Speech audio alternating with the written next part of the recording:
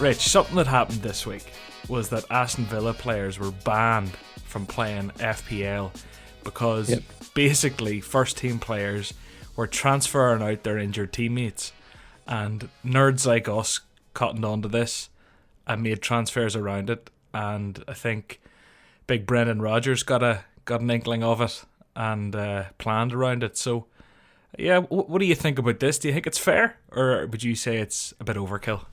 I think it's a bit overkill. I mean, if you look at the influence that FPL is having in Premier League decisions right now. So at the back end of last year, there were talks about all the lineup leaks, which, you know, myself included, I would hang on to make my transfers until the end, just in case there was anything that would affect my decisions. They then brought shout out to Rockstar. Yeah, exactly. Yeah, you listen, wait for the main man himself, and then I would make a transfer based on any info he or who else would give out, and then they brought the deadline forward to stop that. And now they're thinking about banning Premier League footballers from playing the game because these guys are transferring out their own teammates because they know they're not going to play. I think it's a bit over the top, to be honest. These guys could, they don't have to make their teams public. They could set them up under different usernames or whatever, I guess, maybe. But I don't know how much of an influence it didn't really affect us, I suppose, because that insider FPL guy only releases it once the game's uploaded. But people like Rogers, like you say, if he's got somebody on Twitter or, you know, the Leicester City account is like, oh, don't know if you've noticed this, then yeah, it can give them an influence maybe. But something else is that Grealish wasn't pictured in training all week. So if, you know, the rumours are going to start when people aren't going to see him training. So are they going to ban photographers now? Are we going to do away with press conferences altogether if they're not going to be honest in them? Yeah, I don't know where we're going to go from here, to be honest. I think it's a strange one. Look, I mean, if Premier League players outside Villa or just Villa can't play FPL, like, I don't think they'll be overly bothered. Well, do you know what? I think it's quite a fun thing. Obviously, big Paddy Bamford's into it. It's a weird one. I've talked about it in the podcast before, and it's a really weird one. Like, I don't feel comfortable as a loose United fan. I'm very loose, in fairness. I won't be crying if they get defeated, but at the thought of Bruno Fernandes removing himself to stick in KDB or removing, I don't know, Rashford to get rid of Gundogan, it's kind of like a bit like, oh, do you know? Yeah. Or like captaining Kevin De Bruyne. Like, if you're a Newcastle player, do you captain KDB against yourself? It's kind of like, oh. Yeah, I was going to say this. Bamford captains himself pretty much every week. What if he's through on goal and it's more difficult for him to shoot than to pass, and he takes the shot because he's thinking, oh, I've captained myself in FPL. I need this goal. I think at like 0-0 or 1-0, like, I don't think that would affect his decision. But if Leeds are 4-0 up, you can be fucking sure it does. Yeah. And he's thinking about his bonus points as well. I'm going to get 3 bonus points. And he's having an unreal season too. So, I don't know. It's a weird one. I think it's grey. I think it's a bit kind of yeah. But why can't they? I don't get why they can't just have a little private league amongst the club, you know, or whatever else. It doesn't have to be kind of outed to the world, but. Anyway, yeah, bit of fun. I think it's kind of funny. It's nice. FPL getting a bit of publicity. Do you know? Maybe we'll hit 10 million players next season. Who knows? Yeah, at least that ever elusive top 10k will get further and further out of reach. It'll become the top 1%, won't it? Oh, that's what I want. That's it. Well, that'd be. Wait there. That would be the top 0.1%, wouldn't it? Yeah. Fucking it! Like, that's elite. Anyway, I'm going to say. Maybe. I don't know now. I'm thinking about it, but it's all right. Don't worry about it. No, it would. If there was 10 million, yeah, 1k or 10k would be the top 0.1%, which is like obscene. Yeah.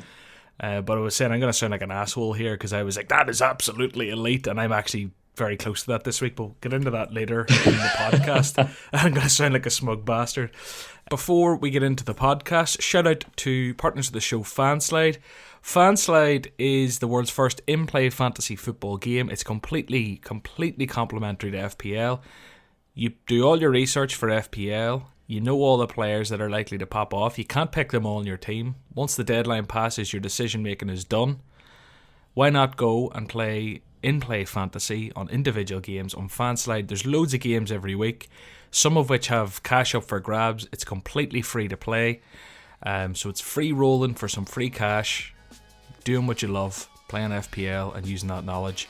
Download the app with the link in the description and let us know how you get on. Try and beat me and Wes on the leaderboards.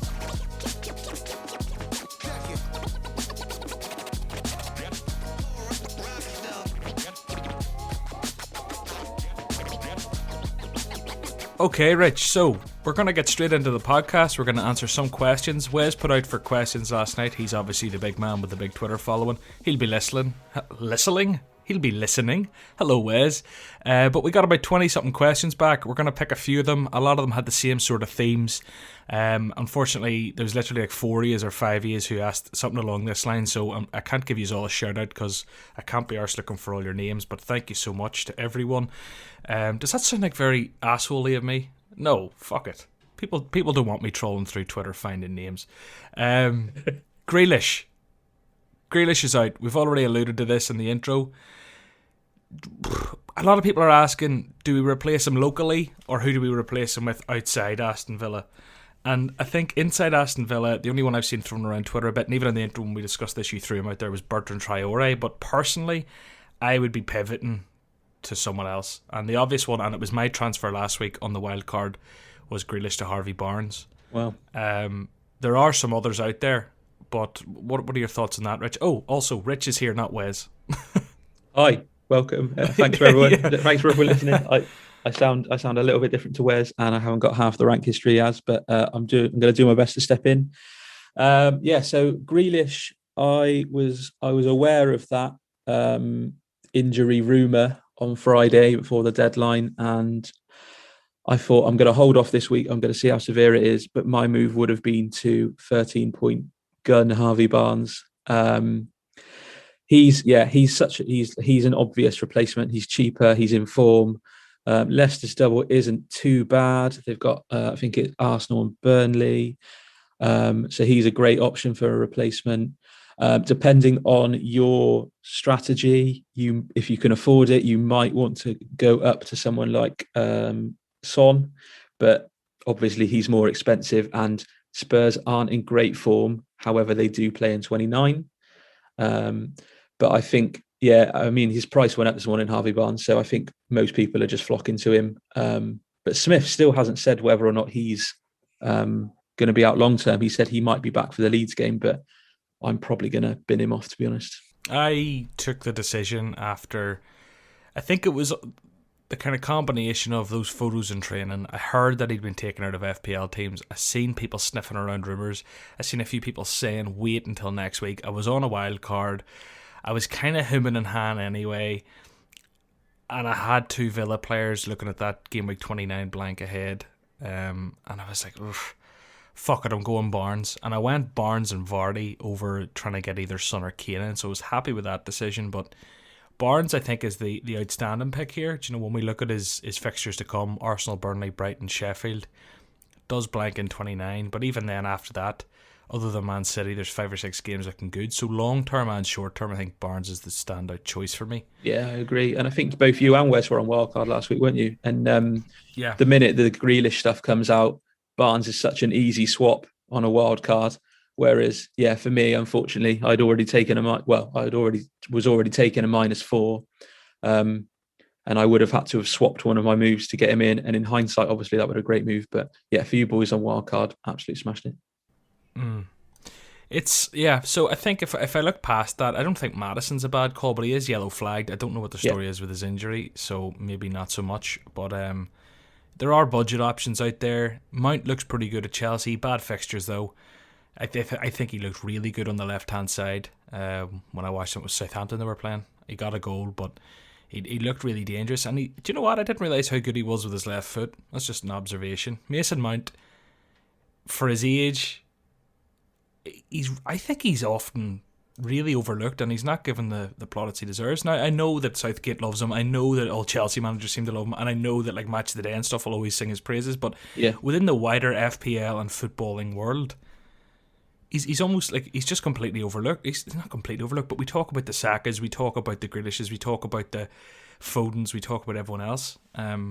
Probably Greenwood even gets more clout than Mason Mount. You know, but Mason Mount is there putting in a shift every week, and I think he looks great. Yeah, and he's relatively nailed in this ridiculous Tuchel tinkering phase. He seems to play most of the games. He didn't start, I think, in the first game, but he must have worked his way into favour. And when you consider Tuchel he's putting Hudson-Odoi on and then taking him off because he didn't like his body language, then what do you think of that? That's something for the dressing room, in my opinion. You back your players in public, and then you discuss with them what you don't like in private. Maybe he'll see a reaction. Maybe Hudson-Odoi will think, no, I don't like that. But yeah, I did find it a bit odd myself personally. But yeah, I like Mason Mount as maybe an option. Yeah, and he's got a double. United and Liverpool. It's a horrible double. Yeah, so it's not a great double, but Liverpool are in free fall right now, so it might be that they can do well there. Chelsea players from game week 30 on, maybe, unless they just don't do anything over the next few weeks. Champions League, I think they've Atletico tonight or tomorrow night. That is a car outside. Do you know what I don't get? Rich, have you ever had a big exhaust stuck on your car to make your car sound louder? I have not, no. I had a diesel Fiesta once and it was really loud. It sounded like a tractor, but it wasn't wasn't a personalised modification, no. The loudest thing I think I've ever driven was like my bicycle when I stuck a bottle down the back of it when I was like 7. Do you know? These dickheads. Anyway, sorry, there's probably some of you who listen. But he's always here when I record podcasts. It's either him or an ice cream man. An ice cream man was coming around during COVID. Right? I'm pretty sure he was drug dealing. What the fuck's he playing at? Anyway, Rich. Right, on to the next question. We've had a few questions around this as well. How many hits should we take to optimise for game week 26 or 29 looking further afield? I think it is entirely team dependent. I as a rule, I generally don't go past a -8 myself. But when you've got an injury, so like the Grealish injury, I already had 2 moves planned in for this coming week, and that makes it 3. And then I start thinking, well, I could also get rid of Ben Mee, for example. That makes it a -12. But in respect to you want to maximize your gains in a double. So I'm not averse to probably a -8. So if you've got 2 frees going into this week, that's 4 transfers. That's just under sort of a quarter of your squad. You can do some renovation. Free transfers for a -8 again. Yeah, I'm absolutely fine with that. I think unless it's clear gain. So if you're going from somebody like, Ben Mee, for example, I've got him. I don't think he's going to get anything over his floor of 2 points a game, maybe even 1 point a game, because Burnley might concede against both teams. If you're swapping him out for somebody like a Man City defender, then I would say that you should go for it if that makes it's an additional -4. But yeah, I think -8, -12, absolutely max for a double. And you've got to make sure that you're giving yourself the maximum opportunity for gains. Don't just do sort of transfers that are going to maybe make you an extra 2 points. You've got to really try and shoot for the stars with it. Don't know what you think, John. I think the big thing is like you need to, this sounds so pretentious, but you need to flip that mindset. Whenever I used to play FPL just to have a bit of a laugh, I'd bring in who I want and I'd look at double game week fixtures and I'd be like, geez, I really want him. Oh, I really want him. I can't go without him. And it's this FOMO. And you just click the button and you end up taking your -12. Or if you're going to -16, you need to be wildcarding, or you need to probably look at it. There's maybe one scenario I'd say that's okay, and I'll tell you when in a second. But you need to be looking at it more like, are the odds in my favour to have a net point gain by taking this hit?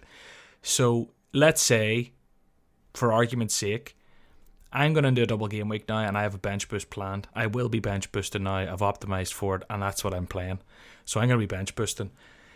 If 4 of my players got injured, I just need to, the way I look at that is, right, these are 4 players not playing. Maybe the move there is actually not to bench boost, just to play 11 players. But you know what I'm getting at. Let's pretend I'm bench boosting, it's done, right? If you really want a bench boost or whatever, or let's say, no, we'll stick with that example. If I had 4 players who are going to get me 0 points guaranteed, red flags, broken leg jobs, you just need to pick 4 guys who will play 180 minutes to break even. That's your break even. That shouldn't be too hard. Now, it's a double game week, rotation, Champions League, sniffing around Europa League. But if you can stick to teams that mightn't rotate too much and you're likely to get a guy who plays 150 plus minutes, your whole bet there is that this guy will get a return over 2 games, and then you're making money. Do you know what I mean? Then you're making points, because if you take a -4 for the transfer, your appearance points and minutes on the pitch are getting you the 4 back over 2 fixtures. Everything else, that's the bet. Will he return in those 2 games? Do you know? So that's the way I look at it. Now, that's the only way I think I could justify it. If you already had a -8 penciled in for the double, and your bench boost planned, or even if it's not a bench boost, if you're looking at it and the points it's going to cost you, it's a good bet to take that. Then I understand it, but people who just do it a bit whimsical or do it for the sake of doing it, it doesn't make sense. I kind of maybe butchered that, because it does get complicated if you have a guy with a single fixture. Should you get rid of a single fixture guy for a double fixture guy for a -4? Probably not. Depends on the fixture, depends on the player. Yeah. But I don't know. That's maybe a bit more in depth, and maybe that's just vomiting verbally. But for me, I think it's kind of an industry standard that -8 is the hardest you push it, bar exceptional circumstances, isn't it? Yeah, I would say that. Yeah, I mean, it just, even just from a psychological viewpoint, it looks a lot uglier when it says -12 in that top corner and you're in double figures, and all of a sudden you're like, shit, that is not necessarily what I want to be doing right now. But yeah, I mean, like the single versus the double game week player is a good argument. Bamford's got a good single fixture this week, for example. So yeah, it's got to be, it's squad dependent, and you've got to be really confident in that you're going to maximize the gains out of it. Yeah, like I think it will be hard to justify a -4 to get rid of Bamford, but if Bamford breaks his leg in training this week, it's probably fair. Yeah. So, but whenever there's the one fixture, it makes it all that much harder. So, and the reason I'm saying this, because there will be a lot of people who have Jack Grealish in their head, but there'll equally be a lot of people who have Leeds players in their mind. It's a complicated one, that question, but we'll move on. Gary Proctor has asked us about, let me find his question here. I should have looked at it first. Gary says, how many blank game week 29 players would you be happy playing? Are you prioritising free transfers to get as many as possible for 29, or trying to maximise the next 3 game weeks? So for me, straight off the bat, as I say, I've wildcarded. I've optimised for 26, but I did have 29 in mind, because I brought in obviously the 3 Leeds lads and I have 2 Villa guys. So I've already got at least 5 there, depending how fixtures go, depending what changes. Do I have anyone else? Let me just look here. Fulham, no. Newcastle, no. Spurs, no. West Ham, no. I've no one else in 29 at the minute. I will be using my transfers from 26 to 29, and there might be a -4 in there to optimise for 29. But now, if you're in a position where you don't know whether to keep your transfers optimised for 26 or start getting guys in for 29, I think a lot of that depends on your chip strategy. What do you make of it, Rich? Yeah, I agree. I mean, for me, I haven't got my free hit, so but I have got my wild card. So an option for me is that I can just dead end into 29, wild card 30, just get out of it. But I'm not going to get. I don't think I'm going to make a full 11 up. I'm probably going to get to maybe 9. But there's a lot to be said for planning that, for 3 weeks in advance. If you're getting in players now, like, Brighton players, for example, but you're missing out on players that will score you points in between now and then, it's a really fine balancing act. So I fell quite far behind in the ranks because I was prepping for double game week 19, whereas I was seeing a lot of short-term moves paying off handsomely that I probably could have made. So you've really got to be careful that the move you're making in between now and 29 is going to pay off in the short term and the long term. So, people that are getting Harvey Barnes in this week, they need to make sure they've got an exit strategy for him ahead of 29 because he doesn't play. But for me, I'm going to try and get 9 players out for 29. And I'm going to, in terms of prioritizing those transfers ahead of the next 3 game weeks, they're going to be my first ports of call. But if there's somebody that's just started smashing it randomly, then I might bring them in and then transfer them out in the week of 29. So what have we got? We've got, I think it's free transfers between now and 29. So I'd probably do maybe a -4 in 29. So 1 a week and then a -4, or something like that, I think. But don't just solely focus on 29 at the expense of points to be made in the short term, if that makes sense. No, that's a great point, because it's all very well looking ahead like, I don't want to have a terrible score in 29, but if you can shoot 150 points in 26, you won't give a fuck. Yeah. It's as simple as that. It's a balancing act. And do you want to be stuck with a bunch of, now, albeit I don't think too many of them have terrible fixtures, but like, do you want to be stuck with a bunch of Brighton players for the next 3 weeks just because, I need to be covered in 29? Now, albeit they do have West Brom this week, but it is a single game week. Or do you want to have like your Arsenal guys who are unpredictable at the best of times? Newcastle, like, I think if it was a different type of double game week and structure, and for some reason, now I know it doesn't really work this way because these teams are in these doubles for a reason with European football, etc., and cup football. But imagine like if there was a Man United who didn't have a double in 26 and had a game week 29. It's a bit easier to justify, I think, because you're going to want your Bruno for the 27, 28s. But I think like going too heavy and having a bunch of shitters for 3 weeks just to cover yourself in 29 so they can come on and get you 2 points in 29, it doesn't add up for me. Yeah.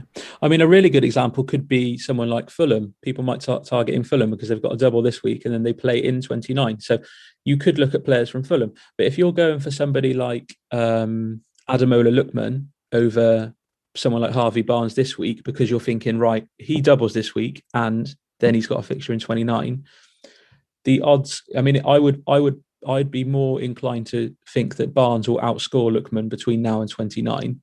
And you could just do Barnes to Lookman in 29 for, if that's a free transfer by then. So you have got to be careful of it. But at the same time, if you're desperate for maximising your squad in 29, then Fulham might be an opportunity. All these things we're saying today are so team dependent, and they're such a delicate balance, as you say, because it's all just about how many points can I get, maximising points. Like, don't be getting FOMO thinking, 29 if I have no players. Like, if you told me, now this is again taking it to the extremes to make a point, if you said to me, John, you'll get 0 points in 29, but between 26 and 30 you'll score more points if you do this than fielding a team in 29. It's all about the max points, and don't lose sight of that. It's about trying to maximise your points to increase that overall rank and in turn win mini leagues. That's what it's about. So don't be sitting thinking, oh no, I'll only have 4 players in 29. Now, while that is terrible, and while most of us, myself included, will probably be in for at least 7 to 8 would be my bare minimum, a lot of people will have a full 11.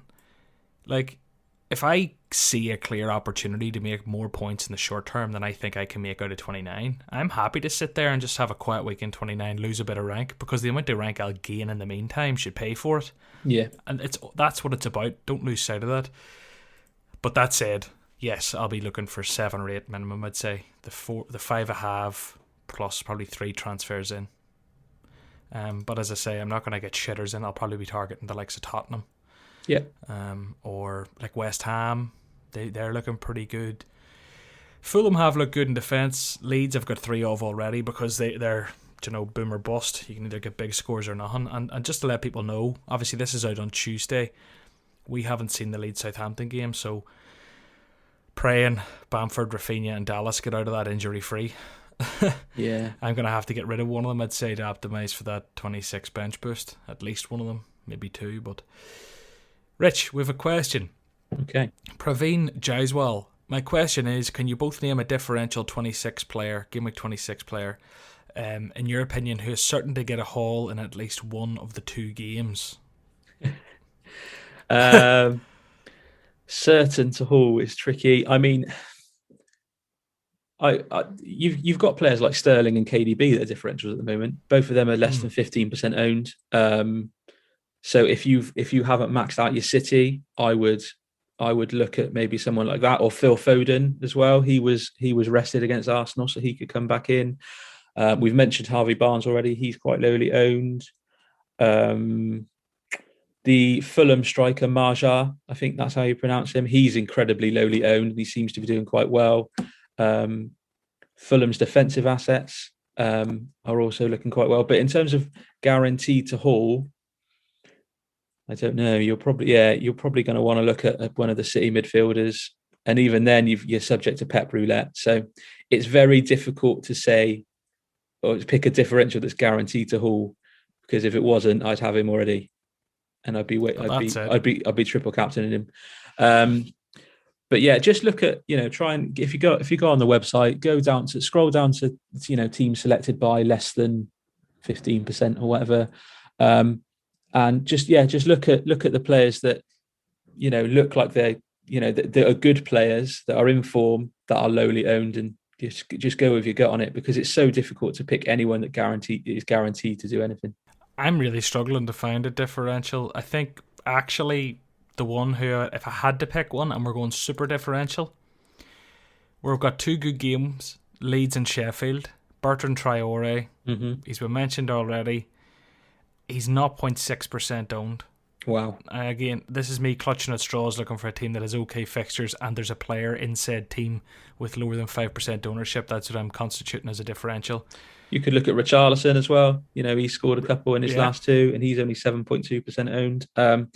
So it's down to what your team needs. If you're in the hunt for a striker that could propel you up the rankings, I don't think there's anything wrong with Richarlison as opposed to Calvert-Lewin. Obviously, the risk is there with Calvert-Lewin being the talisman for that team. We mentioned Mason Mount earlier. He's only 5.8% owned.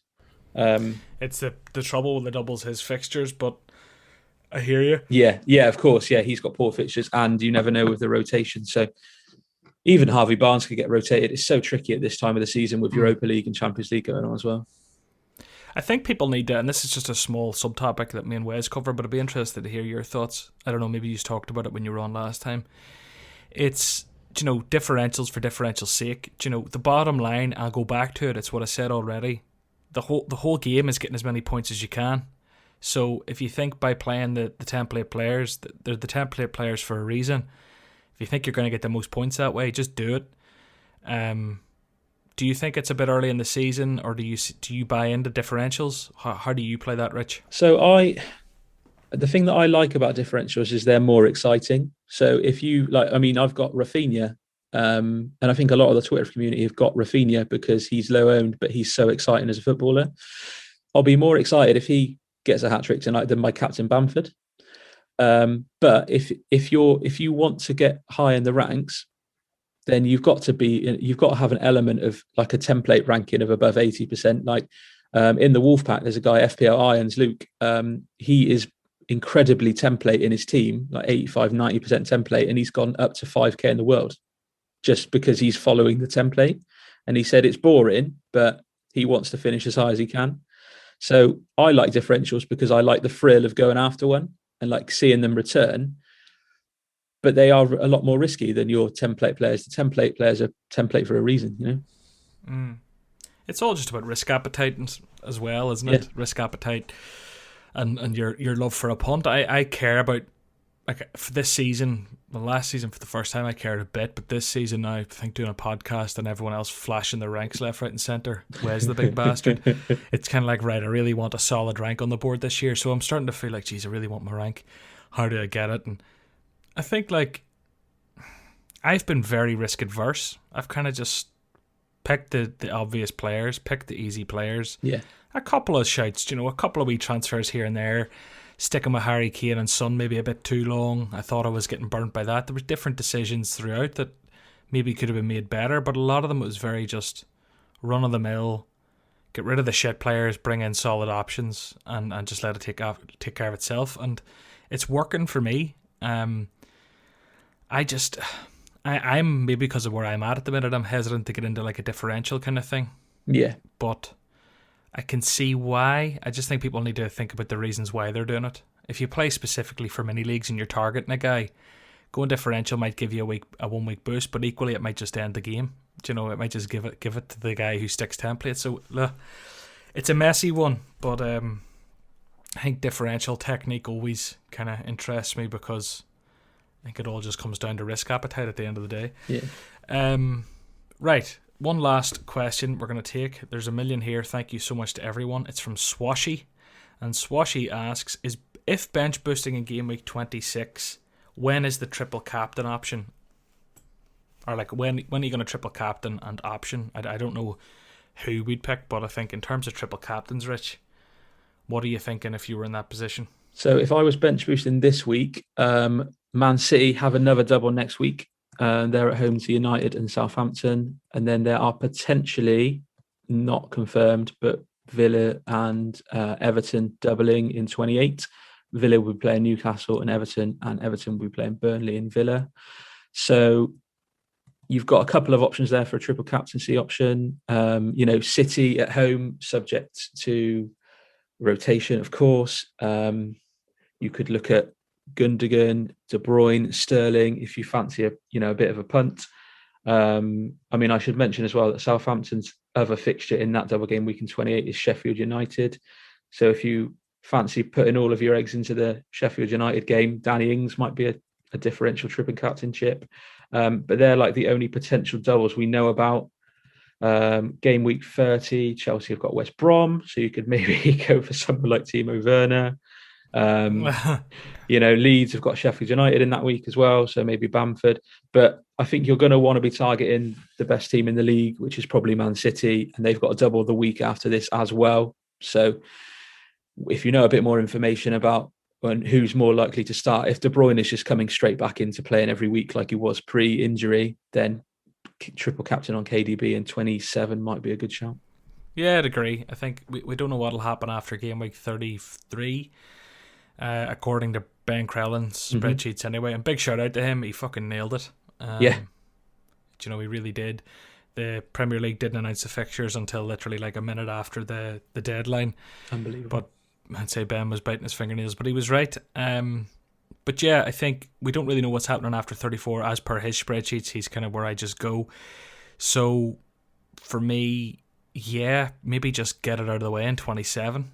I think 27 on the likes of KDB, if he's assured game time, even Gundogan, it's not a bad choice. Now, God knows what'll come later in the season, but I'd rather have it out of the way on a solid enough week than be sitting waiting for a week and hoping for fixtures. Yeah. That's where my head would be. But yeah, I think that's about all my thoughts on that.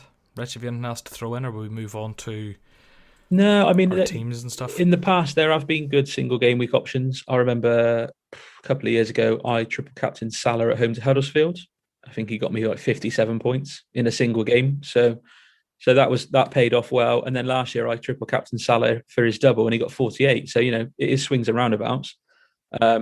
So if you can see a fixture coming up that you really like in a single game week, by all means hold it for that. But I prefer two bites of the cherry, really. And so, yeah, I imagine a triple captaincy chip for me will be used in a double game week at some point. Yeah.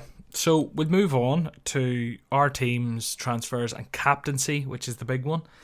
So I'll give a quick run through Wes's. Wes wildcarded. I'll tell you his wildcard. He brought in Ederson and Martinez, Cancelo, Shaw, Dallas, Rudiger and Konsa, Salah, Fernandes, Gundogan, Rafinha, Barnes, Ings and Bamford. He captained Bamford. He benched the Rudiger, Konsa, Calvert-Lewin and Martinez. And he's sitting on 55 points with Dala, Rafinha, Captain Bamford and Ings to play. So that's what Wes did. I don't know what his transfers are next week. I imagine he will. He still has his bench boost. He isn't supposed to, but he does. He forgot to play it. So he'll probably be getting rid of one of those Leeds fellas. Maybe. I don't know. He'll have to tell us next week. So that's Wes. He sitting currently overall rank 62k. I don't think he'll drop rank going into tonight with those four players playing. Really. So he's at 62k. Probably going to go a bit higher. In terms of myself, Rich, I'm sitting on 63 points in my wild card in the exact same position. The same four to play. Same captain. I had Pope in goal. I left Martinez on the bench, which worked out. Loughton and Cancelo played. Dallas, who's the fixture tonight and obviously got blanked. Fernandes, Salah, Barnes, Rafinha, Danny Ings, Jamie Vardy and Bamford. And then on my bench I had Gundogan, Stones, Matt Target beside Martinez. So happy enough. I peaked actually at 6k. Okay. I peaked there before the Man City game, after the Leicester game. Obviously with Barnes and Vardy doing the business. Man City, I was very happy with how it transpired. I had Gundogan and Stones on the bench. I played Cancelo. it could have been much worse for my rank. I was happy with it. Man United's game, obviously, Rashford doing what he did wasn't ideal, but I'm happy with the clean sheet wipeout for all those Shaw owners, etc., Maguire owners.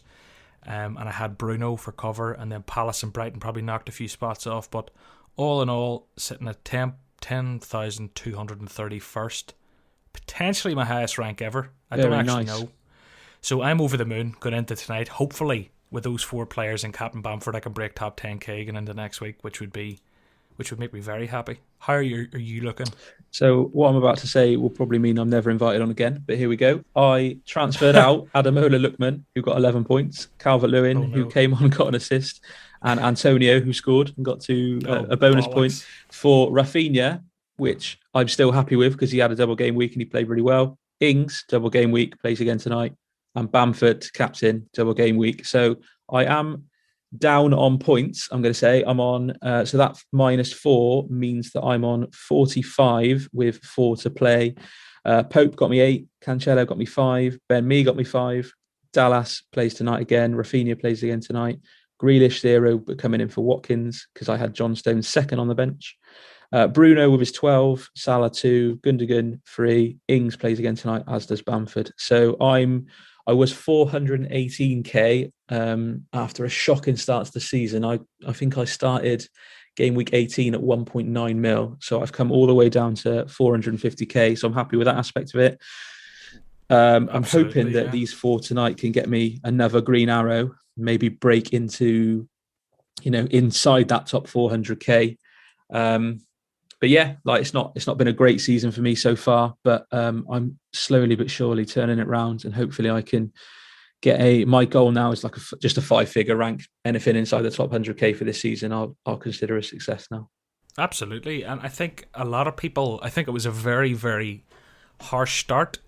I didn't realize it at the time. At the time, I thought I was being a fucking idiot, but I pulled the wild card in game week 3, and it was the best thing ever. And I think a lot of people who, I think we all did all the research coming into this season, and when I look back at the team I built, it was hilarious, and it was, it ended up terrible, and a lot of us built a similar squad, and I think the impulsive ones amongst us who maybe at the time made the right decision, but it looked like maybe the wrong decision, and just pulled the wild card because we got fed up with like how it looked. We got away with it, a lot of us. Did you pull the early wild card? I wild carded in game week 3. So game week 1, I was 88k. So I absolutely come racing out of the blocks. You're the opposite then. Sorry, Rich. I wild carded in 3, but I ended up at I was 3 millionth or something by game week 3. I assumed you hadn't. No, so I wild carded in 3, just to jump on City and Wolves assets because they had great fixtures coming up. Now, that was a classic example of fixtures over form, because while City looked all right, they then got dicked by Leicester that coming game week, and Wolves got dicked by West Ham. And it just went down from there because I stuck with them because I was like, City are going to turn good. Wolves are defensively solid. I ignored the Spurs boys completely. I had Kane game week 1 and then sold him on a wild card. I think, I can't remember now, maybe it was Vardy. Either way. They had a couple of huge holes. Yeah, they did. 6 weeks. And so, yeah, I just fell like a stone, and it got to free hit and bench boost territory 18-19 where I started to turn it round. So yeah, it's that now is, it reminds me of Cantona's question that we didn't mention earlier, but I'll come to it in a sec. Swings and roundabouts. Started off well, had a nightmare, and then I'm clawing it back. But yeah, FPL Cantona dropped in, didn't he? What has he got on his bench? 21, 28. He's got 34 points on his bench, and he's pretty upset about it. He's just said, I've had the worst FPL week ever in terms of bench decisions. It's ridiculous how demoralising it is. How would you advise forgetting about it and moving on? It's annoying me. I would say, looking at his team, he's benched Areola, Barnes, Aina, and Diaz, which now looks bad, but his goalkeeper's Martinez. You can't fault Martinez. He's got his midfielders are Fernandes, Rafinha, Salah, and Gundogan. So he's left Barnes out. Kane, Ings, and Bamford up top. So I can understand why he's done that. He's left the Fulham defender out because Brighton were playing Crystal Palace at home, which obviously didn't work. But at the same time, I would have done that. Brighton at home to Crystal Palace. They're shutting out people left, right, and centre. And Diaz, he's benched for Dallas because he's got a double game week and he plays in midfield. So all I would say, mate, is it's good to have a scoring bench. At least it's good to have a high scoring bench because you know these players are going to return, and just try and focus on your decision making process because there was nothing wrong with that. It's just the outcome that has been negative. As I've said every single week, it seems good bets can lose and bad bets can win. It's like you made the right decisions here. That's all you can do. And people get very emotionally attached. I don't know if it's one of these traits that I just have as a human or if it's something that people can actively just flick in their mind. But people just need to get into this mindset of make the right decision based on what's in front of you, and then the outcome doesn't even fucking matter. You made the right decision. Like, if it loses, who cares? If you have 34 points in your bench, oh well. Like, you're not benching Kane, Ings or Bamford in the double. No way. You're not benching Fernandes, Salah, Gundogan or Rafinha. Shaw against Newcastle, solid pick. Burn at home to Crystal Palace, solid pick. Dallas with a double. Martinez, he's your goalkeeper. Like, that is your pick. You're benching Diaz, expecting him to concede. Maybe not, maybe, but I don't know. But I benched Stones, so I can see why you did that. Iana, yeah, okay, it's a Fulham guy. Barnes, someone has to make way. Like, yeah, we've all had decisions like that. We've all had big bench hauls. We've all, like you, Rich, last week, getting rid of 3 players who returned. Like, it happens. Crikey. But there's no better sort of mascot for this than yourself, Rich, who obviously had a howler the first 18 weeks of the season, and you've clawed it back from what, near 2 million? Did you say 1.9 million to? Yeah, 1.9 million. I'm at 450k. I'm hoping that Leeds Southampton's a goal fest tonight, and all of those boys return, and then into the top 400, and then hopefully I can carry on pushing in. So yeah, everyone just make the decision process. If it's correct, the outcome is the outcome. Get on with it. So yeah. Right, went off on one a wee bit there, but we've talked about our teams. We've talked about Wes's team. In terms of transfers for me, I don't know. I'm gonna kind of just play it by ear.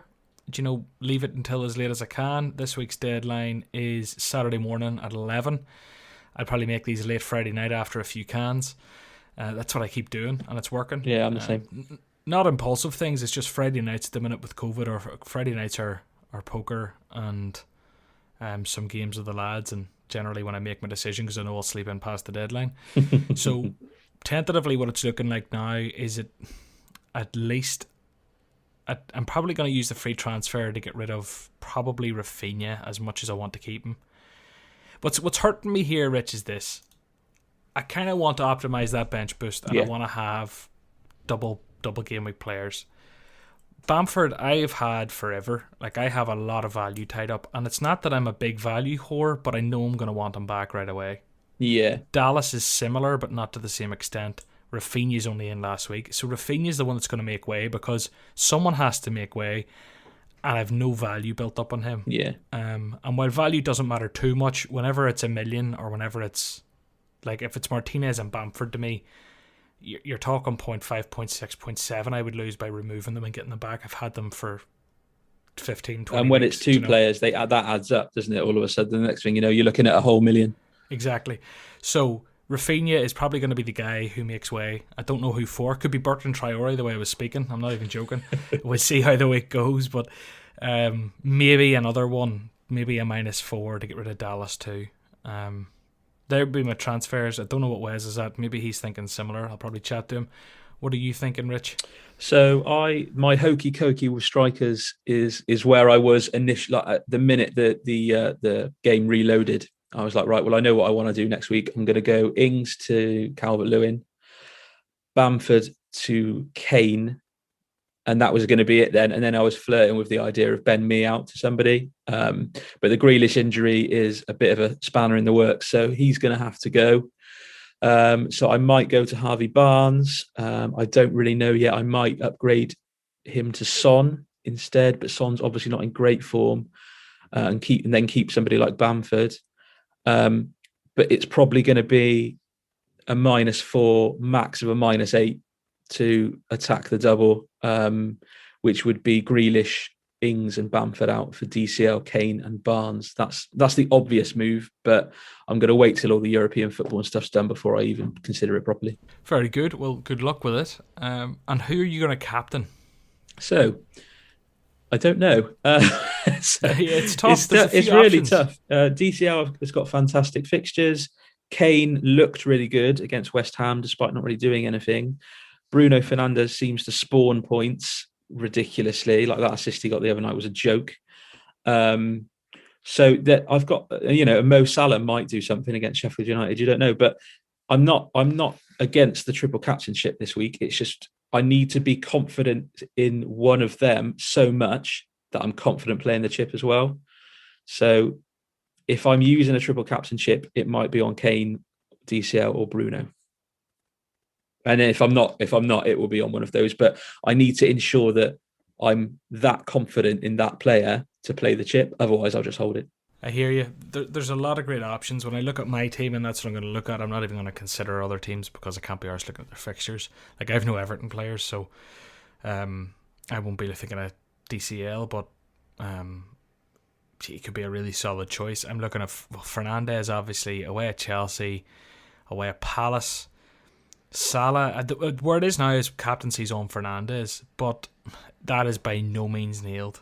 Honestly, like, not even close. It's just I've set it there as like the ghost in case something happens to me that I can really target that top 10k. But Salah, Sheffield away, it's Salah. Yeah. Gundogan, even, if we're sure of his game time, he had an enforced rest. He's only he played 68 minutes against Tottenham, and then he had no minutes against Everton. Playing against Arsenal, there's European football there to consider, but West Ham and Wolves aren't bad. John Stones has had his rest, but now I think there's too much of a rotation risk for City defenders, to be honest with you, particularly with Laporte back. And we've seen Laporte line up beside Diaz now, so it's kind of one of those. Vardy, Barnes don't look bad. Nope. There's actually so many good options. It's a bit of a I think the only team, I think when you look at Salah, there's a Chelsea in there. When you look at Fernandes, there's a Chelsea in there. When you look at Vardy, there's an Arsenal in there. Yeah, absolutely. Whereas City players have West Ham, who, albeit, should maybe be respected a bit more than even Arsenal this season, or probably Chelsea. But it just doesn't look as daunting to me. West Ham at home and Wolves at home. In the defence they have, I don't know. I think I'd be going City if I had the likes of KDB or Sterling, but Gundogan, I don't know. There's a lot, like you said, there's a lot of good options, but there doesn't appear to be a great option. There's no standout. Yeah. There's a lot of good options, but they're all as good as each other. There's no real, everyone's captaining Salah this week. I think it'll be a really interesting week. Yeah, me too. And I think that's the kind of week where when there's a split captaincy, that's when you can maybe take a punt and try and make a massive gain. One that I've overlooked because I don't have them is actually, Spurs. Yeah. Burnley away. Burnley have been pretty sound in defence, but Burnley away, and then they've got Fulham away. Now, both those teams have actually been pretty sound in defence, so maybe it's not as nice as it looks on paper. A lot of people will see Burnley, Fulham, triple captain Kane. And while that might work out, and he might score 4 goals across the 2 fixtures, at the same time, I think while that would normally, with Spurs on form, that is probably on paper the standout option. I think when you actually look at it and how Spurs have maybe been playing, you look at Burnley defensively and you look at Fulham, it's kind of like, all right, okay, maybe I need to rethink this. Yeah. Yeah, this is the thing. Kane looked good against West Ham, but Spurs in general aren't looking great at the moment.